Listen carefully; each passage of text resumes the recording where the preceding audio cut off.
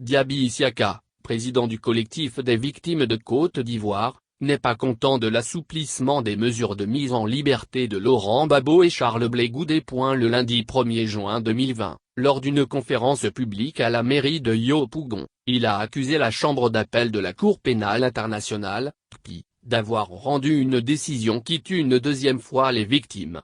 Et de soutenir, le collectif des victimes de Côte d'Ivoire perçoit cette décision comme étant, d'une part, de droit dans sa forme et, d'autre part, dilatoire, abjecte et inacceptable. Dans cette perspective, il a appelé les victimes à la mobilisation, les jours à venir. Sa structure, a-t-il affirmé, déploiera les moyens d'action légaux conséquents sur le terrain afin de s'opposer énergiquement à une décision de l'État de Côte d'Ivoire, en sa qualité d'État partie au statut de Rome de la CPI, d'accueillir Laurent Gbagbo et Charles Blé Goudé sur son sol.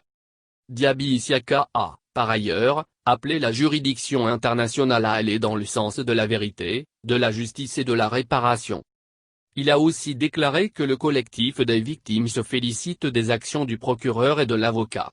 Il a déclaré que les victimes se joignent à leurs actions pour interpeller la CPI sur la nécessité de casser la décision d'acquittement de Laurent Gbagbo et Charles Blé Goudé et de décider de l'ouverture d'un nouveau procès devant une nouvelle chambre, aux fins de satisfaire les besoins des victimes. Pour lui, c'est seulement à ce prix que la Cour méritera d'exister et d'agir en Côte d'Ivoire et partout ailleurs dans le monde au profit de l'humanité, pour un monde de justice et de paix.